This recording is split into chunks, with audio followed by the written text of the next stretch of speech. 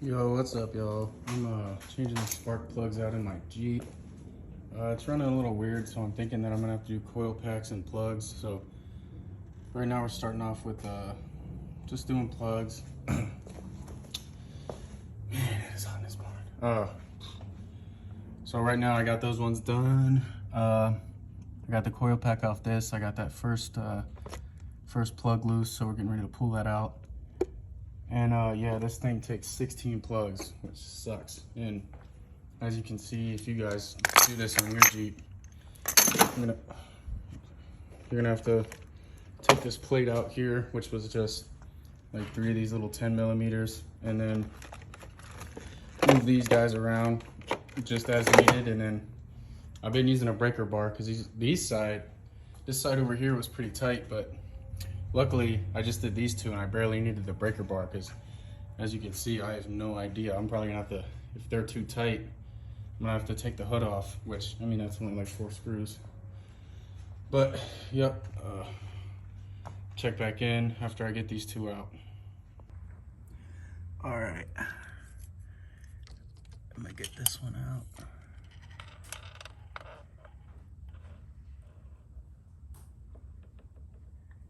There we go.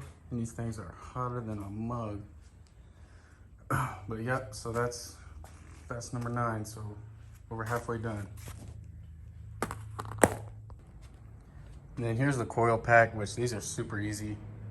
It's just 2 of these screws, which these are 10 millimeters as well. And then you just unplug this, which I just got it flipped up right there. And it's just 2 of these screws, which, I don't know, these ones don't look as bad, but the other side were pretty rough. So I probably will change these out. I'm gonna order some.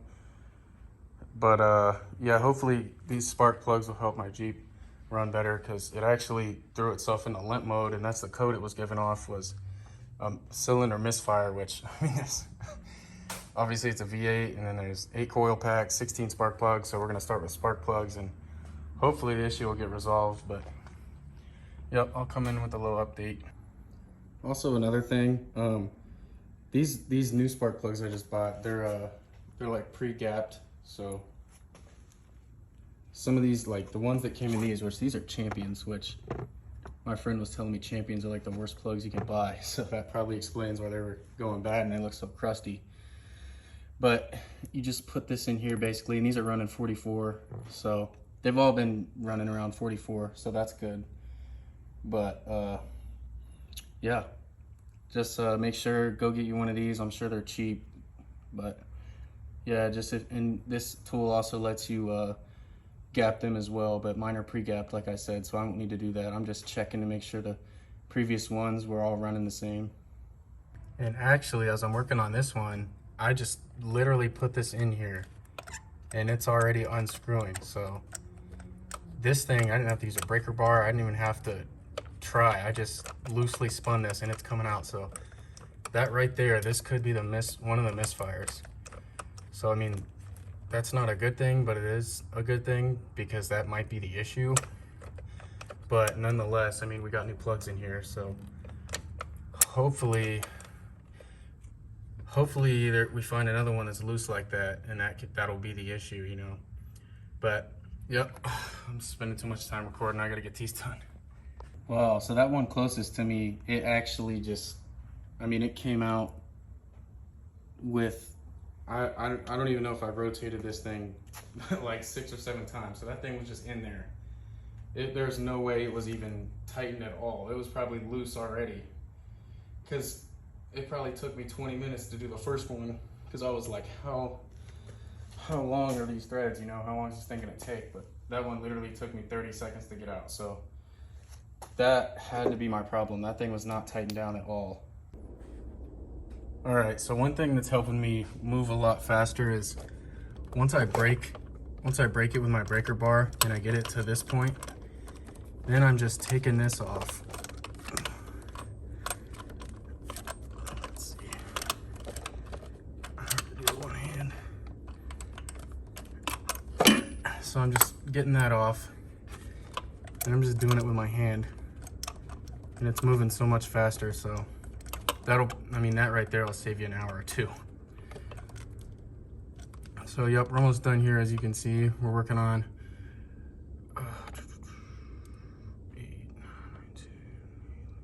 11 and 12. So we're almost done, but yeah, that's definitely helped me a lot, because it took me, just on these first two, it took me probably half an hour to get done, but now I'm averaging like 10 to 15 minutes, so we're almost done. All right, sorry if it's windy out here.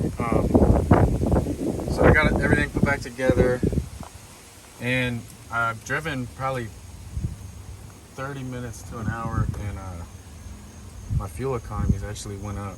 It was at 12.8, and now I reset it, and it's actually getting between 14.2 and 14.8. So those are huge gains. I mean, that's like 27 added miles. I mean, on the low end, I'm pretty sure. So yeah, I'm